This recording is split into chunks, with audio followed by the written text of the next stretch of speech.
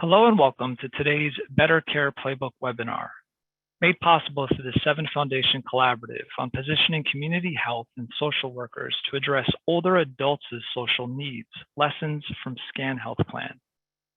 Before we get started, I'd like to quickly go over a few logistics. To eliminate background noise, audio lines are being muted during today's event. There will be a moderated question and answer session following today's presentations. You may submit a question online anytime by clicking the Q&A icon located at the bottom of your screen.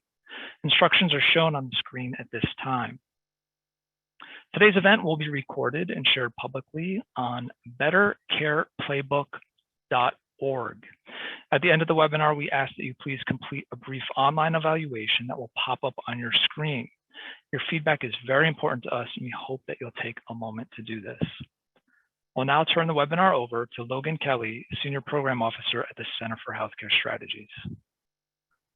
Thank you so much, Travis, and welcome everyone to today's webinar. We're very excited today to spotlight the Connecting Provider to Home program developed by SCAN Health Plan. And before I walk through the agenda and introduce the presenters, I'll just provide a quick overview of the Better Care Playbook. So the Playbook is an online resource center for evidence-based and promising practices to improve care for people with complex health and social needs.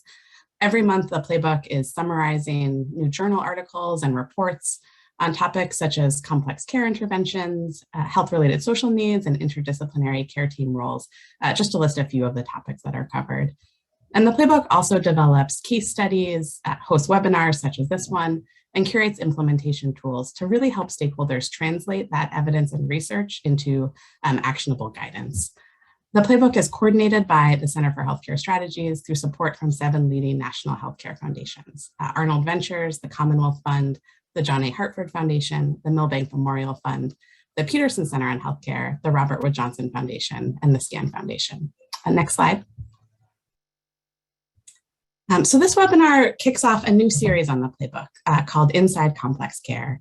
And in this series, we'll profile programs that have a demonstrated evidence base, and then we'll focus on practical implementation logistics and on adaptations. And just to step back and provide a little bit of context on today's events, as I mentioned, the Playbook has summarizes the evidence base on a range of topics, including community health worker programs. And that shows how these programs can improve health outcomes and quality of care and reduce overall healthcare costs. And one important contribution to this evidence is the 2021 study of the Connecting Provider to Home program. And that was led by a team of researchers who partnered with SCAN Health Plan. And this study was published in the Journal of the American Geriatric Society last year. So our presenters today will share these findings in more depth. But I'll quickly call out now that the program enrollees experienced reduced emergency department visits and hospitalizations, and improved satisfaction, quality of care, and communication from the care team. And this study is summarized on the Playbook, and my colleague will share a link to this in the chat. And so this webinar today is designed to go deeper into the program behind the study and to really explore how the program was designed, how it was implemented, and we'll present this with the goal of supporting other organizations who may either already be leading community-based models of care that leverage the strengths of social workers and community health workers, or those who are interested in developing these kinds of programs. And you can find more resources, case studies, and implementation tools at bettercareplaybook.org. Next slide. So in just a moment, I'll introduce today's speakers from SCAN Health Plan, and we'll have substantial time for Q&A at the end of this webinar. We've already received a lot of questions, and we encourage you to submit your questions at any point during the webinar today. Next slide. And we're so pleased today to be joined by 2 presenters from SCAN Health Plan: Eve Gelb, Senior Vice President of Healthcare Services, and Rosanelli Losa, Geriatric Social Worker. Rosanelli and Eve have been key leaders in the Connecting Provider to Home program and are both co-authors of the journal article that I referenced. We're so appreciative that they will be sharing their expertise, experiences, and insights with us today. And now I would like to welcome Rosanelli and Eve, and I'll turn it over first to Rosanelli. Good morning, everyone. Thank you, Logan. We are super excited to be here today and share more about Connecting Provider to Home, a community-based case management program. Next slide. This is just a quick overview of what we are going to be discussing this morning. Next slide. So we're going to go ahead and start because, like Logan said, we want to make sure that we leave enough time to answer questions. So what was the problem we were trying to address when we implemented this program? Our concern was that a lot of the case management programs that were providing care to seniors were primarily focused on health medical models rather than a whole person care. Care plans were primarily addressing, were providing interventions to address disease management. But our observations were that what was driving adherence issues were issues related to social determinants of health, like poor access to food, transportation, income issues, poor informal support system, and literacy issues. And we noticed that this type of issues that was driving, again, adherence issues was not, this type of information was not being shared to the doctors. That really created a huge disconnect. And the way they presented during these doctor visits really impacted the ability for doctors to personalize treatment plans.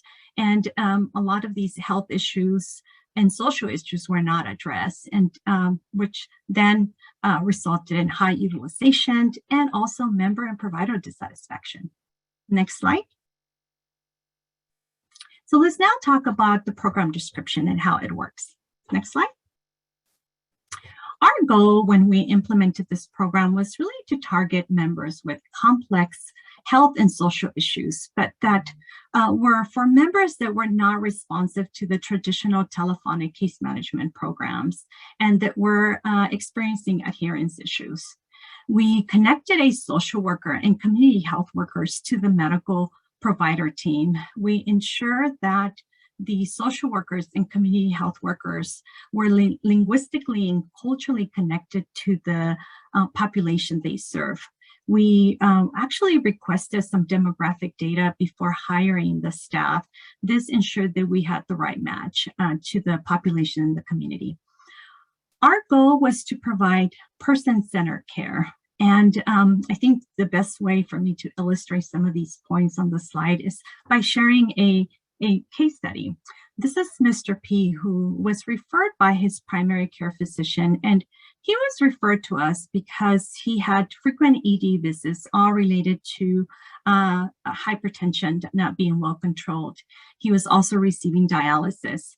And the doctor's concerns were that this member would come in, just look disoriented, really had a hard time adhering to his treatment plan, was stubborn, and was always really quickly ready to leave. And he was asking for help. We also learned that this member had already been receiving some case management through the medical group, received home health, palliative care, and even hospice. When we outreached this member, it was very clear that he was not interested in receiving case management services. He talked about his frustration with the medical system, and it took a lot for our team to get the member engaged, and eventually he did agree to allow us to come and do a home visit. During that home visit, it was very important that the member understood that we were there to address what mattered most to him. And we quickly realized that the member was not interested in sharing about his concerns.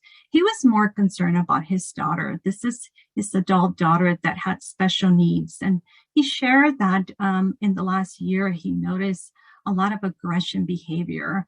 And he was really concerned that his health was declining and he didn't have a plan for her.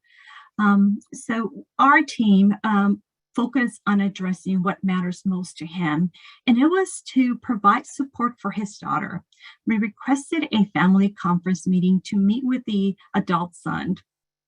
And during this family conference meeting, we talked about advanced care planning, not just for the member, but for the daughter. The team was also able to assist in getting the daughter connected to the regional center. And the regional center was then able to assist the daughter in getting her connected to the care team. We also later learned that what was driving the aggressive behavior was that her hearing aids were not working. Once she got new pair of hearing aids, the aggressive behavior has stopped. Now that the issues related to the daughter were addressed, the member was ready to address his issues. We then accompany him to a provider appointment, an appointment with his PCP. And during that visit, we were able to share the concerns that the member had. This member talked about taking over 20 different medications. He actually brought 2 big bags and talked to the doctor about his frustration with his PCP and the nephrologist not consulting on his treatment plan. He felt frustrated that he was being questioned why he was taking these medications, and there was just a lot of changes made to his regimen. And it was just very difficult for him to be able to adhere to this very complex medication regimen. The provider was very appreciative to really learned about the struggles. He actually got on the phone, called the nephrologist, and they were able to consult.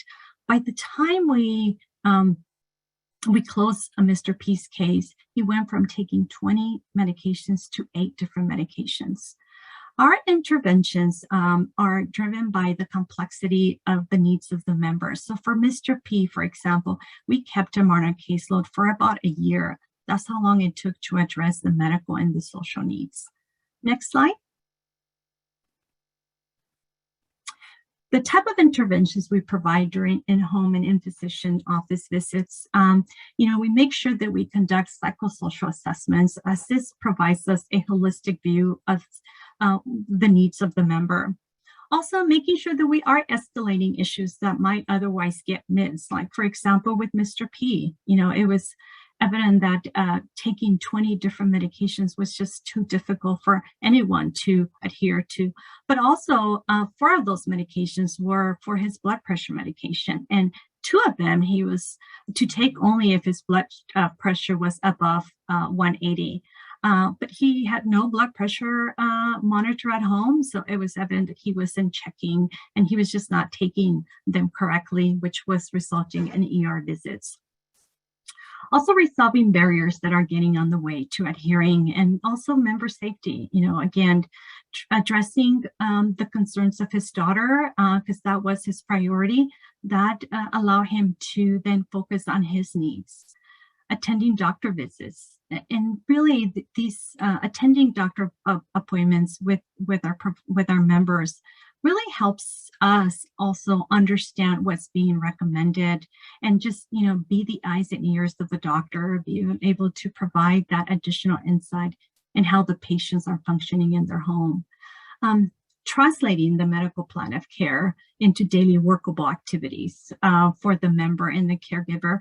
Once we get a solid understanding of what's being recommended, our goal is to implement systems in the home to help the members be successful at following their treatment plan.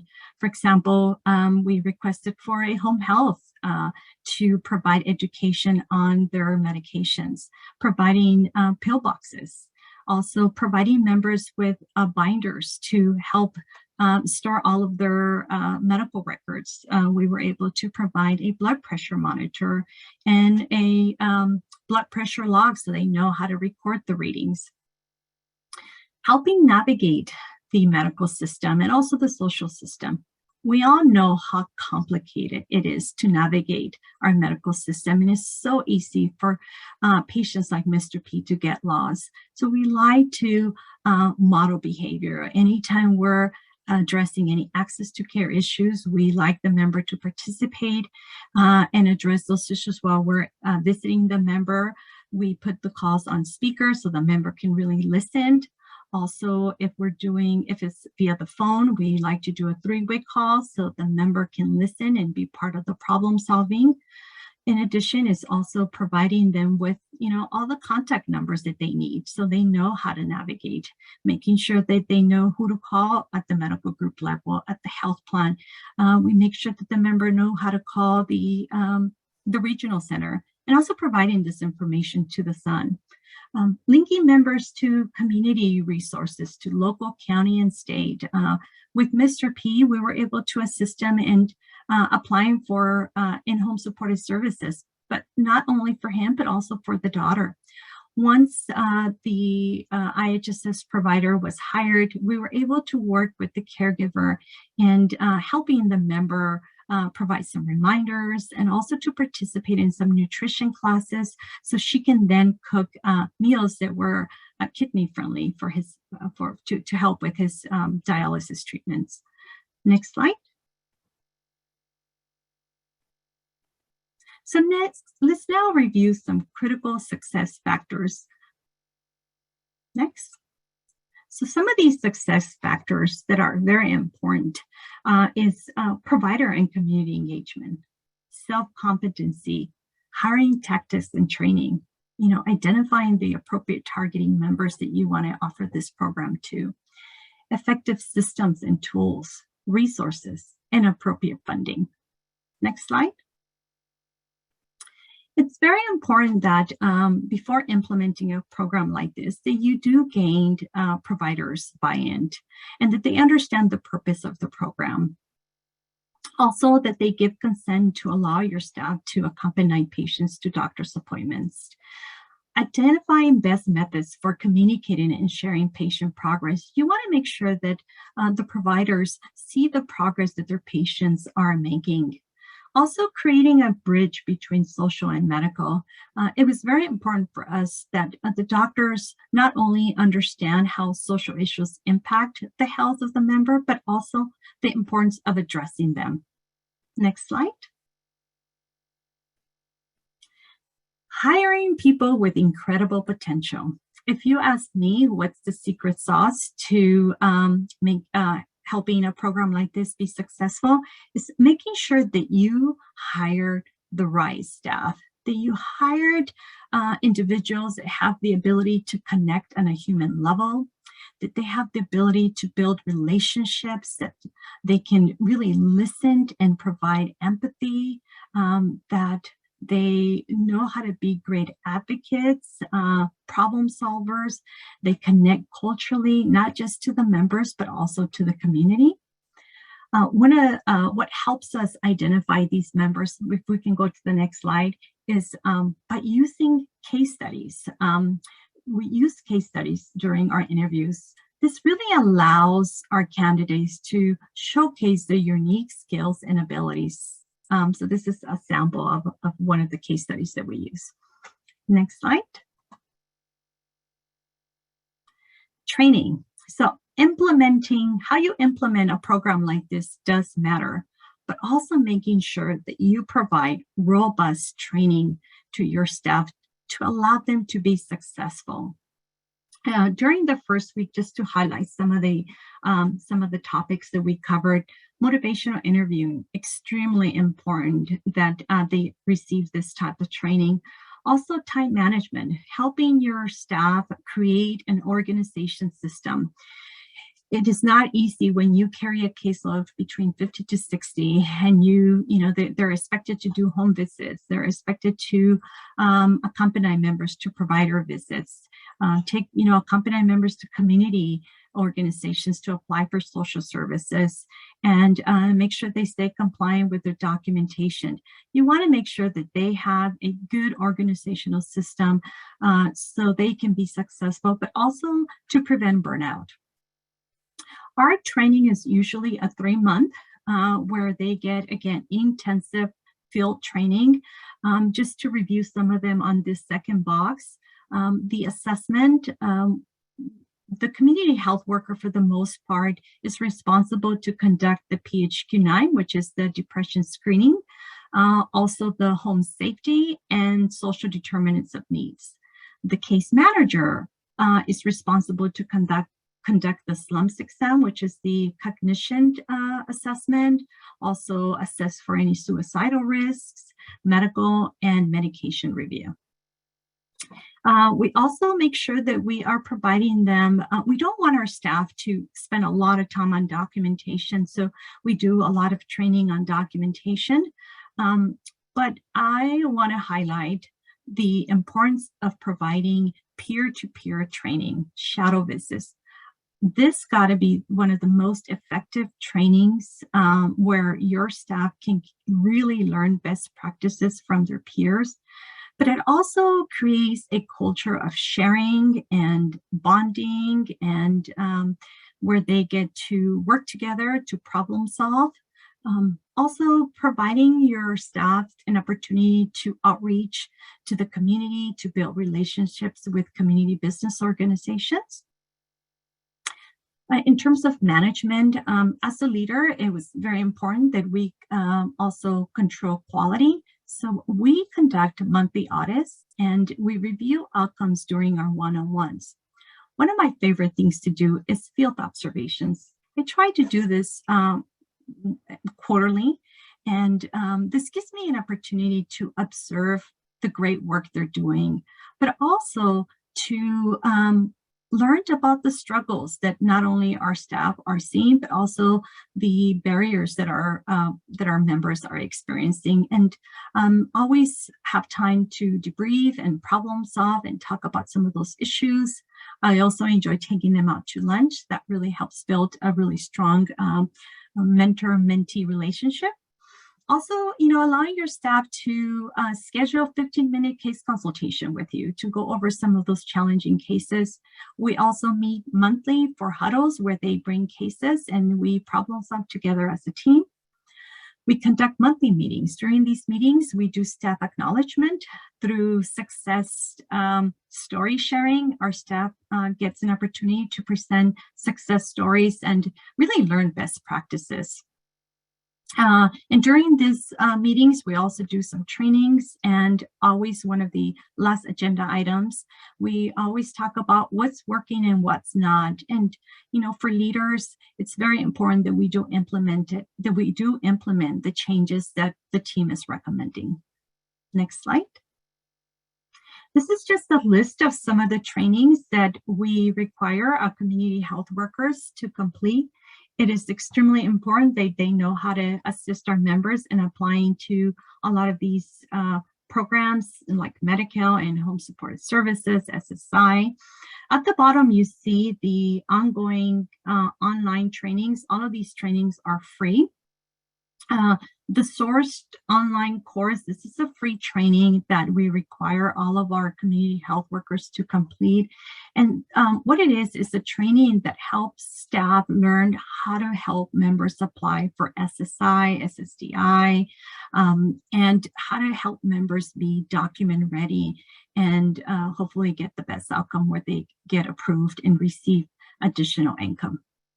Next slide. Targeting and member identification. Again, this type of program really should be reserved for the highest need individuals, but should not be restricted to super utilizers. We also wanted to make sure that there was always a pathway through which members can be identified and referred to the program. The best referrals were referrals that came from physicians, from case managers, from hospitals, from our teams, community partners.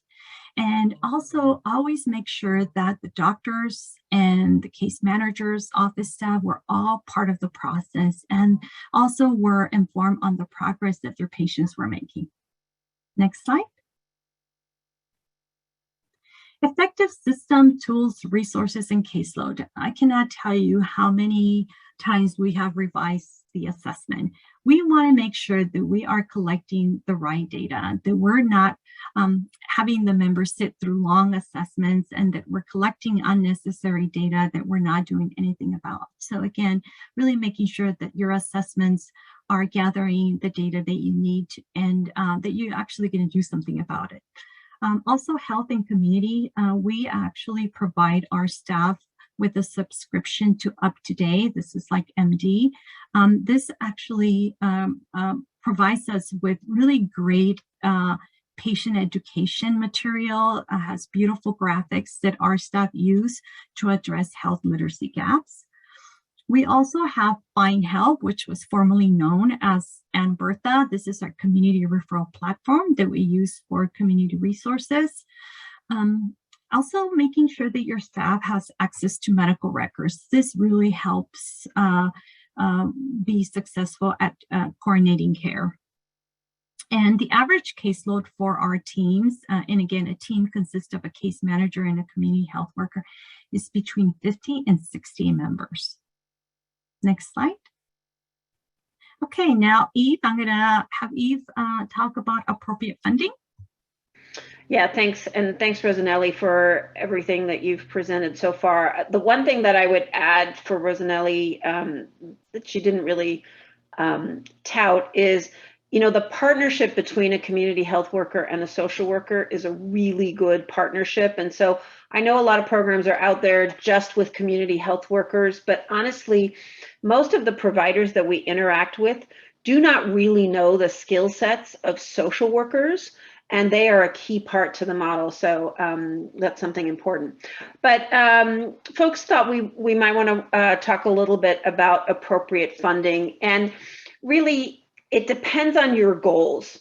So the article that we wrote and our initial focus for funding was on return on investment. And so it is important to focus on high utilizers because that's where you can actually, you know, reduce acute utilization or reduce ED visits.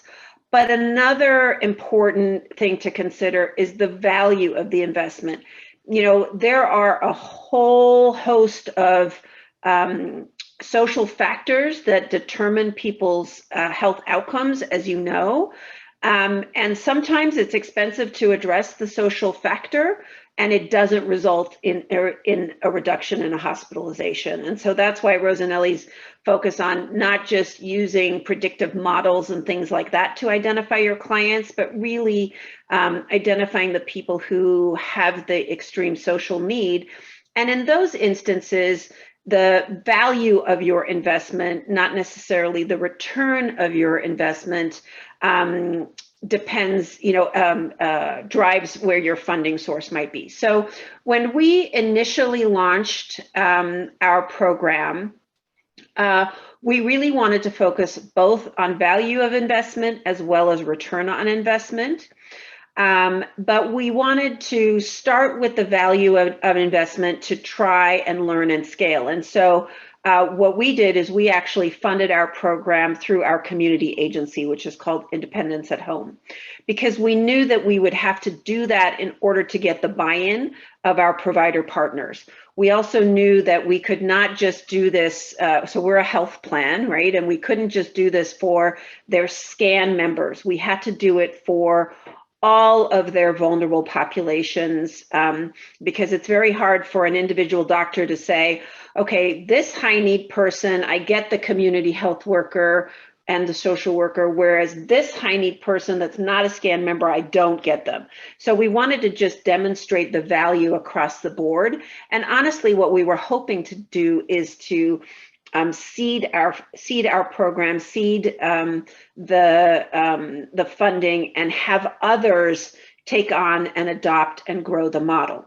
So so we started with the value on investment, and then we built the ROI because we knew that certain provider partners, payers, others were only going to be able to do this if there was a financial return on investment.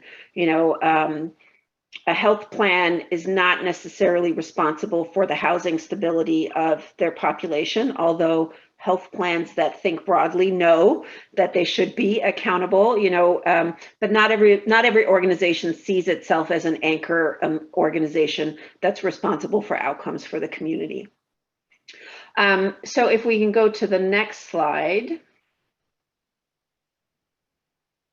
I think I'm turning it, and the next slide, I can't remember if I'm turning it back over to Rosanelli, and then I'll come back a little bit later to talk about scaling.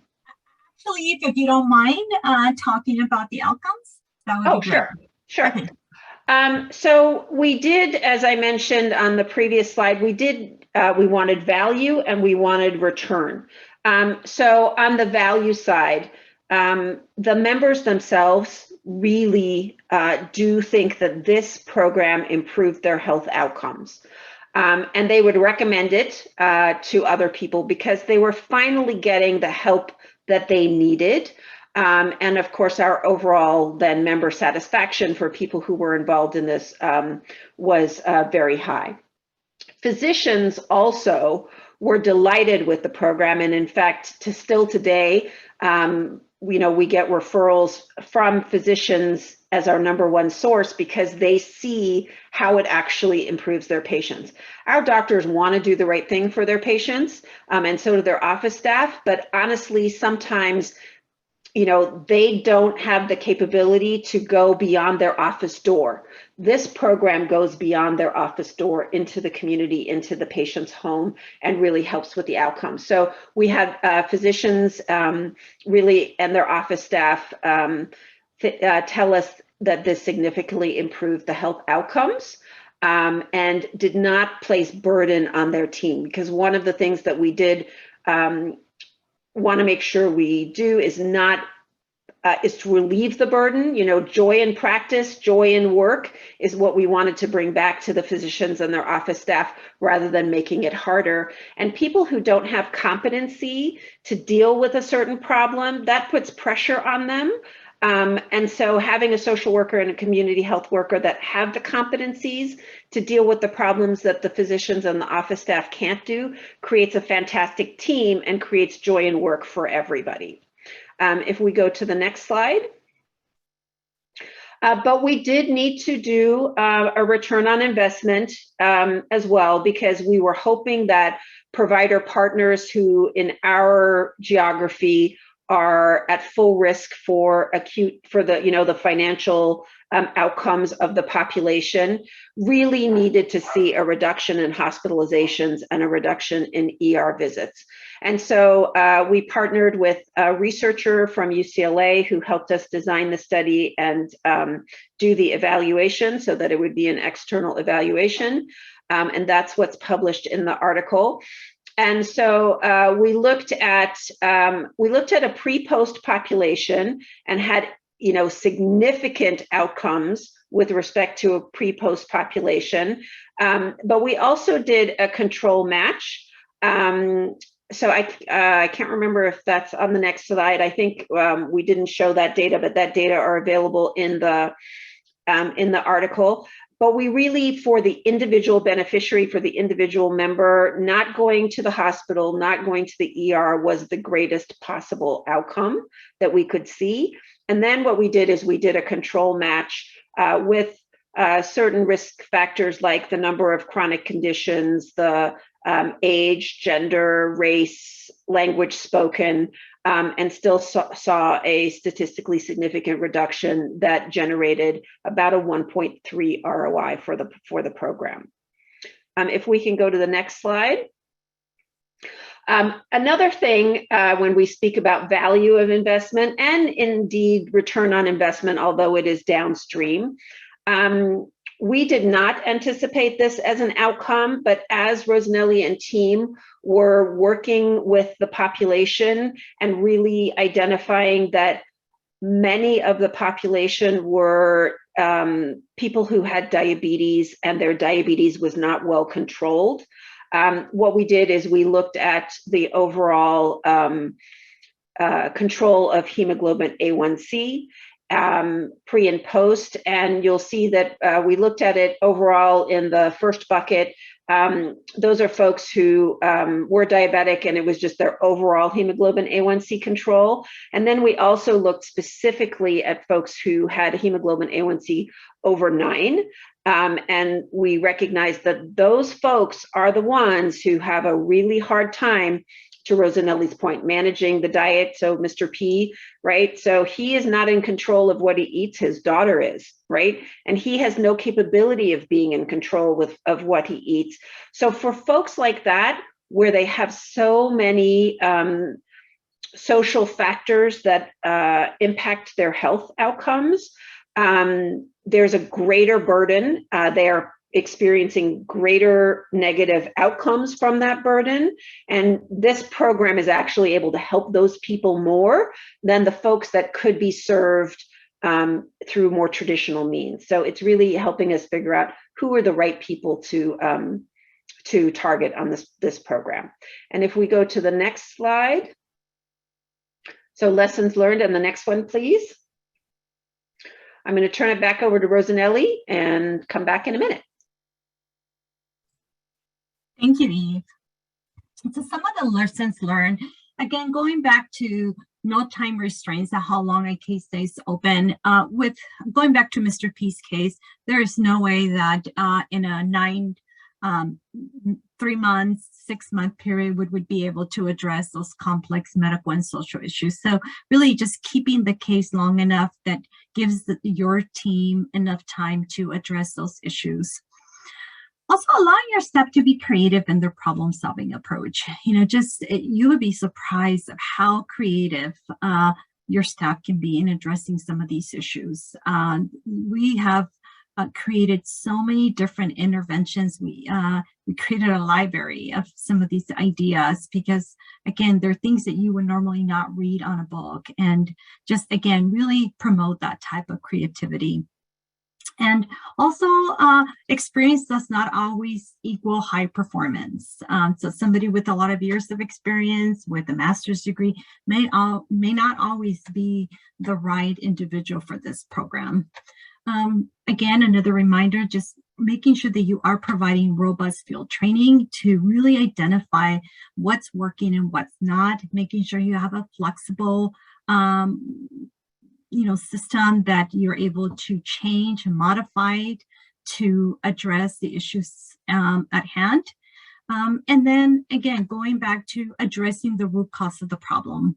We have found that the solution to a lot of those barriers were related to social determinants of health and making sure that we are addressing those head on.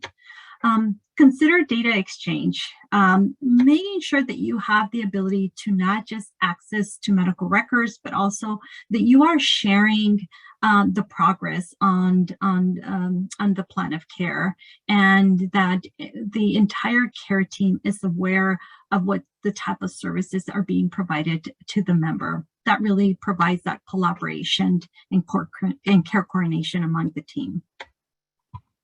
And next slide, I believe it will be Eve talking about program adaptations.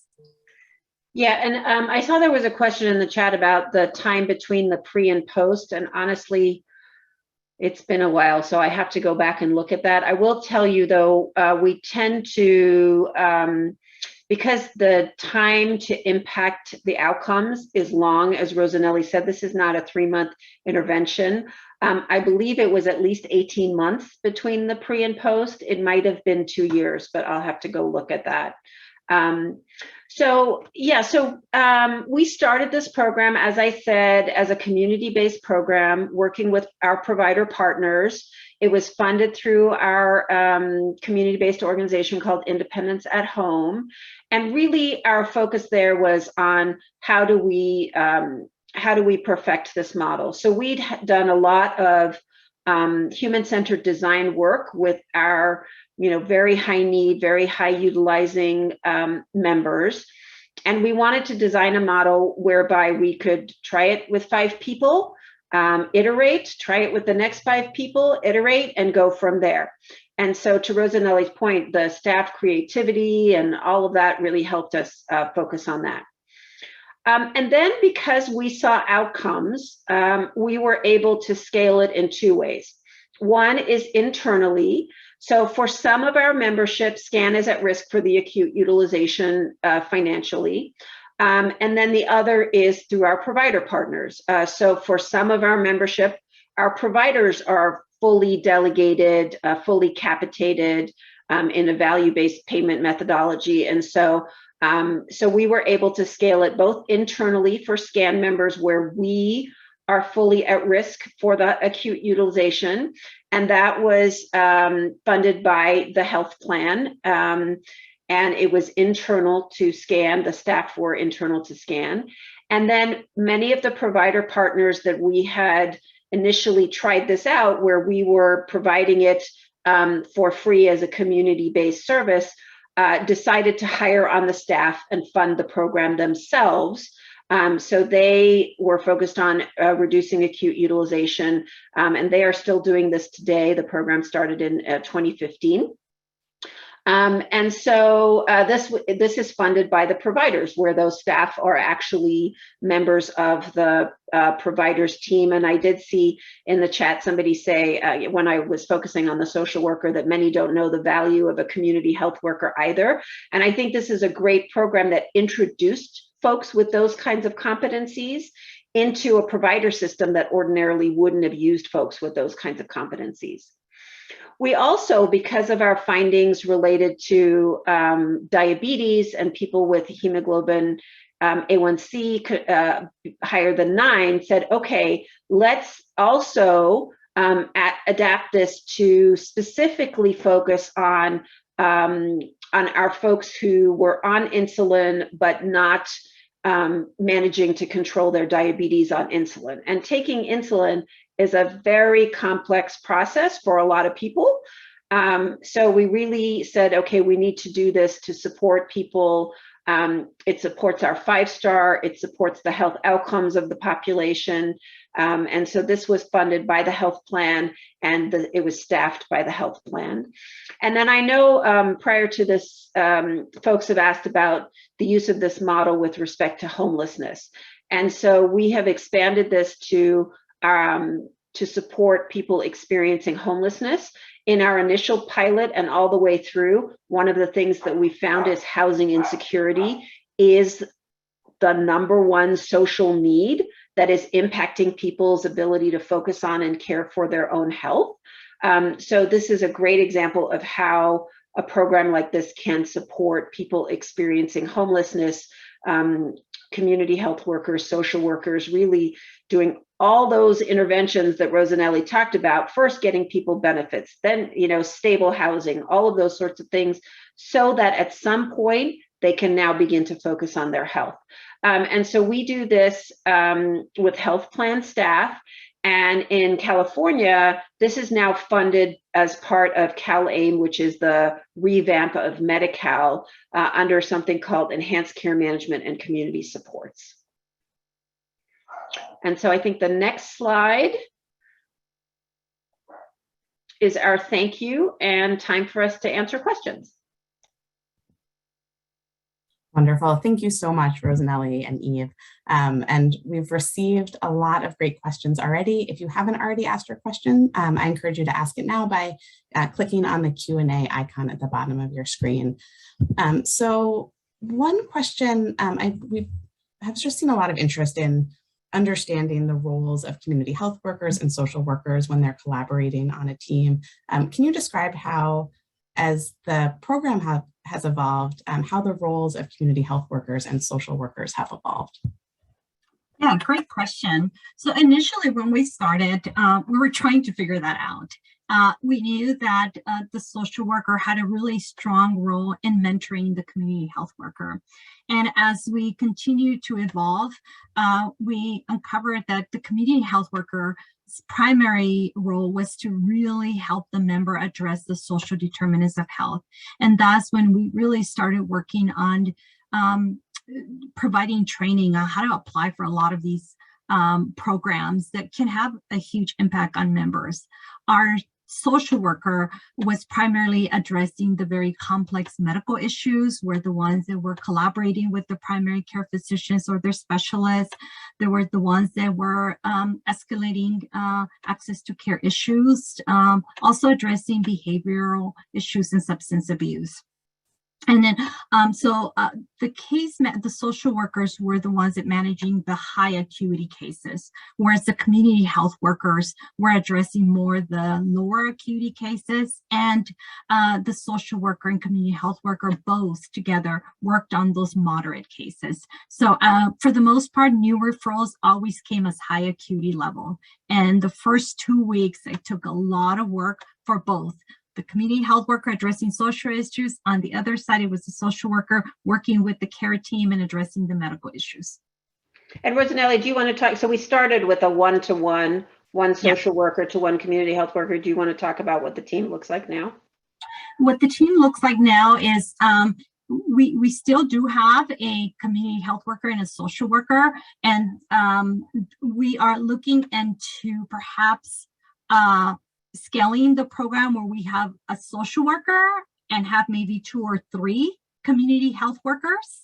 But again, it would be the social worker really leading the group of community health workers. That is one of the things that we're looking into expanding. And again, the average caseload for a team of a case manager and a community health worker is between 50 to 60 members. Wonderful. Thank you so much. And another question that we received prior to today was on how do partnerships to advance health equity best work between healthcare facilities such as hospitals, clinics, or community health centers, and social workers and community health workers, and then a follow-up on how the nursing workforce can help make an impact as well. Yeah, so I can take that.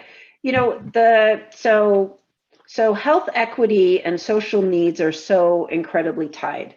And many people, when they think about health equity, think about it only in the terms of race and ethnicity or language. For us, being an older adult focused organization, we also look at it by age. Folks look at it by gender, by LGBTQ status.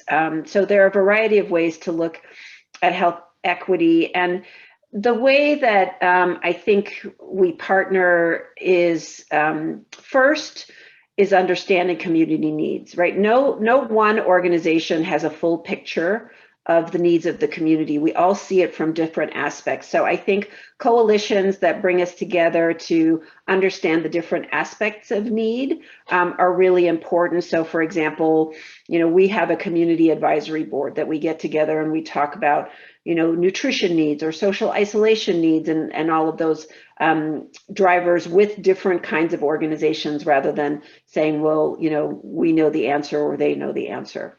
I think the other piece is that value on investment, right? So if a health plan solves a problem that doesn't reduce the cost of healthcare, who else benefits from that problem that's being solved?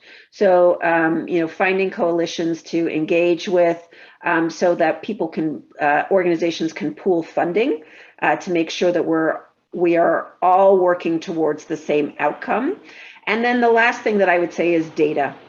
So, you know, we each have little pieces of information that help us identify the inequities and solve the inequities, and sharing and pooling data is a really important way to do. I think consumer data and other things that people buy are not real data about the real needs of the population. So being able to pool data between the organizations is fantastic. And nurses play a fantastic role. And there are lots of different kinds of nurses, right? So you've got a public health nurse. I have my master's in public health. You know, at the time that I was going, observed therapy for TB and HIV patients was a really big thing. Those kind of nurses are, you know, in the home, seeing what's going on. But the nursing model is one that is very person-centered and focused on the individual.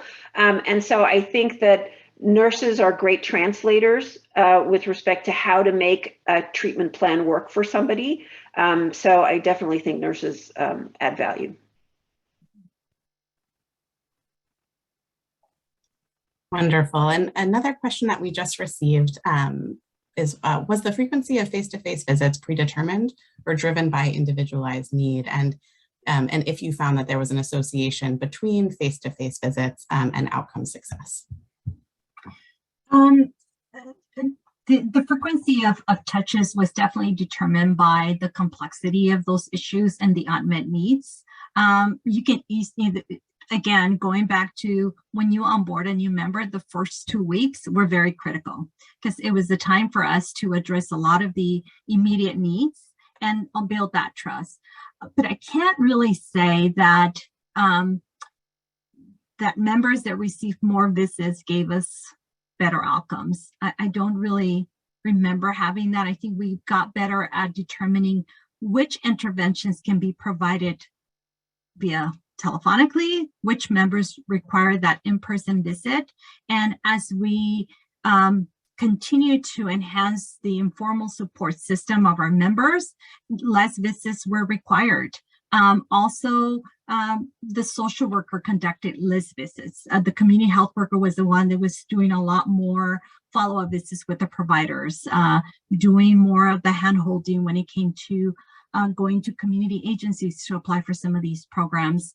But I can't really say that members that received more in-person visits gave us better outcomes. We didn't track that, and I don't believe that that had an impact.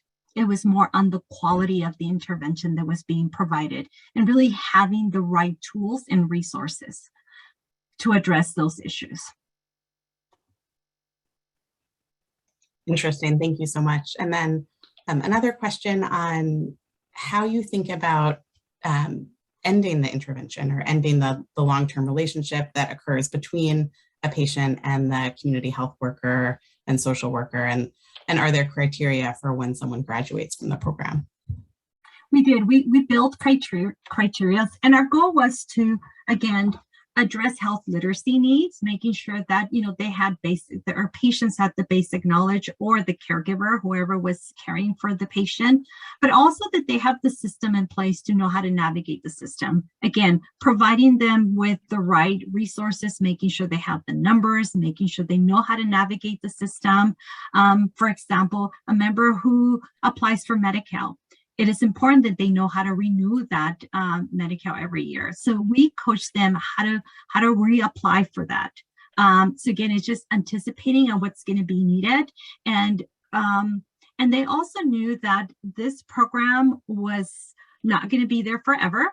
That it was for us to provide structure and resources, so then they can be able to that we can be able to graduate them and then allow space to enroll more members. And then we're receiving a lot of great questions looking for more information about the community health workers who are employed by the program. So if you could share a little bit more about the typical background of community health workers in terms of their professional experience and their educational background. And then there's also some questions about the training that they received, and if they went through the entire 3-month training, Rosanelli, that you outlined, and also a question about who provided the training for community health workers. Yeah, great question. So in terms of the background, if you look at, I currently have 6 community health workers. They all have different backgrounds. So I never hire staff based on their credentials or the level of experience. I can tell you of one of my community health workers. Her name is Christina. She had no background in the medical field. She had never worked with seniors. She was actually a director for a preschool. But I was incredibly impressed by her ability to engage, her personality skills, and just the way she interviewed. Let me tell you, she is one of the best community health workers in my team. Her ability to engage patients, to problem solve. When it comes to training, I do the training. But again, once we trained community health workers and we hire new ones, I always do the peer-to-peer. They're the ones that really are the best trainers and constantly looking at training needs. And they're the ones that come and tell me, hey, Rosanelli, I need more training on understanding how to apply for, SSI. And then normally I will pull another community health worker to conduct a training for the other community health workers. So really using peer-to-peer training. We also do have a robust library of training materials that we have built through this last 6 years that we've been doing this program. So we have a lot of great training material. And we also been able to really refine it, what has worked and what's not working. Wonderful. Thank you so much. And I think we just have time for a few more questions. One interesting question was on how stakeholders can address some of the staffing shortages, especially related to home health workers and other community supports for aging adults. And then as a related question, how has Scan Health Plan fared coming out of COVID? time, and is the plan partnering with other resource groups that may provide access to technology for older adults who may live alone or may be isolated from social supports? Yeah, so I think I can answer that, Rosanelli, and please feel free to jump in. Sorry, I've been answering some chat questions. So COVID was hard, and I think Rosanelli's team was the one that was the hardest hit because they really know that they needed to be in the homes of our clients, our members, in order to make a difference. So the minute that we could PPE them up and get them out there, we did.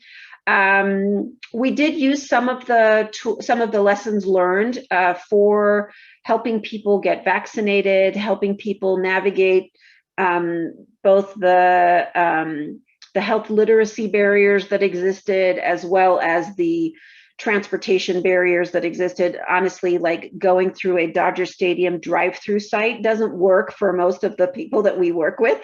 So how can we get them there? We were able to reserve specific times and slots for at facilities in order to get people there and use our transportation benefit and all of that sort of stuff. So overall, I think our membership fared pretty well through COVID, primarily because we had the social focus. So it wasn't just a health system, it was understanding the social barriers. So I think that was one part of the question. Logan, what was the other part of the question? Just on addressing the needs of older adults who may be experiencing particular isolation at this moment, and any partners with kind of other organizations that are addressing those needs, perhaps through kind of technology supports. Yeah, so one of the things that we have is we have a peer program. So we hire SCAN members as a part-time workforce for us. We currently have about 45, I think, SCAN members. And the first thing that we did is we had, during the pandemic, is we had all of those folks plus every admin assistant or executive or anybody who wasn't on the phones dealing with the crisis at the moment do social outreach calls. So from that, we were able to identify folks who really needed ongoing social outreach. And we have, we've had our peer program in existence, I think, since about 2012. So we've grown it, we continue to do it, and we have both social outreach calls done by our peers, as well as SCAN staff who continue to volunteer as friendly callers they get assigned somebody, and for about 6 months, we're doing a friendly caller outreach to that individual. And then we support them after that if they need additional resources to go to another program. Wonderful. So we need to wrap up in just a moment, but I'll just share one final question for Rosanelli. I'd love your 30-second response, which is just kind of that, given how challenging it is to complete a redesign of care management to include these different positions with varying scopes of practice, any tip that you'd like to leave our audience with on how to tackle this challenge? You definitely need somebody in your organization that really believes in you. I had Eve, and Eve really believed in me, and they didn't really put any restrictions in how to implement this program. We develop our workflows, but they changed so much. And again, it's just being flexible. Be okay if the systems you have don't work, but always be open to change and listen to your staff. And make sure that you do provide that robust field training. I can't stress that more. And peer-to-peer training is a must. But again, you do have to have a champion in your organization that believes in you and that is going to allow you to be creative and implement programs like this, because they do work. Wonderful. Well, thank you both so much. I think we could go on probably for another hour just answering these great questions, but we can we just have one more slide to wrap up. First, we would just like to encourage everyone to share your work with the Playbook. You can browse the Playbook for additional studies and implementation tools, and we would welcome you to submit resources and ideas for potential publication on the Playbook. And you can do that at our website, which is bettercareplaybook.org. Next slide. And finally, we would just really encourage you to fill out the evaluation survey that will show up on your screen at the end of the webinar. We really value your feedback, and we welcome your ideas on other topics that you'd like to see featured in future webinars and other Playbook content. So I'll close out today just by thanking Eve and Rosanelli, who shared such great insights with us today, the 7 Foundation Collaborative for supporting the Playbook, and everyone who joined us on the webinar today and shared your great questions. Thank you so much and have a great rest of your day. Thank you, everyone. Bye-bye.